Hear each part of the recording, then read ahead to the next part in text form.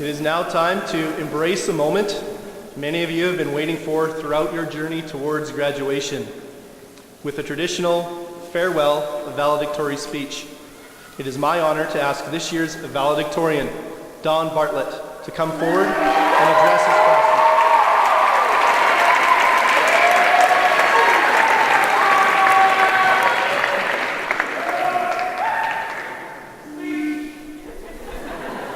Yes, speech. Good evening, staff, parents, and most importantly, graduates. Before I continue, I'd like to ask one thing of all of you. I'd ask that you would look around.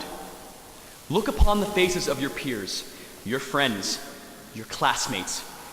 As you glance around, sharing the moment with your fellow graduates who are glowing in their caps and gowns, the deep connection that has grown over our time together is so rich that its presence can be felt by everyone in this building. While you're experiencing this hushed ecstatic, you can't help but utter the following words to yourself. We did it. Yes, we did. Though we all traveled vastly different roads to arrive here, here we are. Here we are sitting together, about to cross the stage and receive our high school diploma, about to take that highly coveted next step into our futures.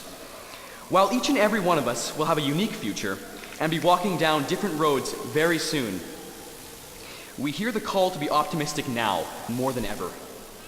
We, together, are the graduating class of 2014, the second ever to leave St. Peter the Apostle Catholic High School. It is my firm belief that during these next coming days, we should express the utmost gratitude for one of the most important things that we all have to be thankful for and deserve celebration. While our individual accomplishments are important and deserve celebration, graduation represents the success, progression, and coming of age of a group of scholars, artists, athletes, technicians, and most importantly, a group of excited, ready young people who are becoming enthralled with the ardent sense of purpose that is passion. It is for this reason that I feel the togetherness of the graduating class of 2014 should be prevalent in these moments more than ever. However, no matter how exciting the moment is, we must also be wary of what lies ahead of us in our future. Though some of us may feel that we know what we want to do with our time, our future, and our lives, before taking this daunting step, I'd ask that you'd consider these words. Landon Turlock, the valedictorian of the class of 2012, said that passion is the modern-day superpower.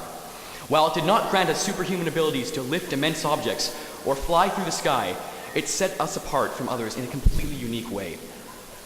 There is nothing more beautiful or spiritually uplifting than to see an individual lavishing in the fruits of their passion, whatever it may be. Philosopher Alan Watts wholeheartedly agreed with this idea. He went so far as to ask his students a very eye-opening question, a question that changed my perspective on what is actually important in life. Watts's question was, what would you like to do if money were no object? How would you really enjoy spending your life?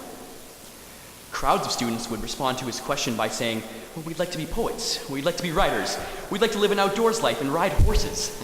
But as everyone knows, you can't earn any money that way. When they would finally articulate their passion, Watts would tell them, you do that, and forget the money. Because if you say that getting money is the most important thing, you will spend your life completely wasting your time. You'll be doing things you don't like doing in order to go on living, that is to do on doing things that you don't like doing, which is stupid. Better to have a life that is full of what you like doing than a long life spent in a miserable way. Watts would finish with once again asking his students, what do you desire? And so tonight, I extend his question to you, fellow graduates. What do you desire? What kind of situation would you like to be in? Where can your passion lead you? I believe that each of us are given by God the tools within us to answer this question. By this point in our lives, we know what we desire. We know what we love doing. The next step is having the courage to pursue it. This is what the future is about, dear classmates. And it's about having the strength and the faith to take this risk. George Lucas once stated in an interview about being successful that the idea of making money, the idea of becoming famous, the idea of becoming rich, is in essence meaningless. It is only that you're happy, and you're only going to be happy doing what you love. A few weeks ago, I reached out to some individuals who've been incredibly inspirational in my own life and asked them if they had any words to say to us on our graduation day. The first who was gracious enough to respond to me was Charles Anthony Silvestri, whose poetry and lyrics have been sung and read at prestigious venues such as Sydney Opera House, Disney Hall, Carnegie Hall, Westminster Abbey, and even on board the International Space Station. He had this to say to us: "I would remind the graduates that no cruel forces are responsible for their challenges, that they are the creators of their own destiny, and that boredom is a choice." The second response I received was from Grammy Award-winning conductor and composer Eric Whitacre. Eric was generous enough to simply and somewhat humorously state, "Try to slip in the words 'smells like teen spirit' into your speech." He proceeded to tell me that if I did this, he would give me $20. I've included this not just for the cash reward, but because his response embodies a truth that I have respect for. That is, that at the heart of this graduating class is an irrepressible spirit. It is a spirit of youth. It is a spirit of tenacity. It is a spirit of loyalty. It is a spirit of bravery. And it is a spirit of optimism. As your peer and fellow graduating student, I extend my utmost blessing, and I am full of faith in all of our abilities to make our futures the happiest situation we can think of. This can be accomplished by always having a faith in our passion, a faith in our strength, and a faith in our talents. As St. Catherine of Siena promises, if we be who we were made to be, we will set the world on fire. Thank you.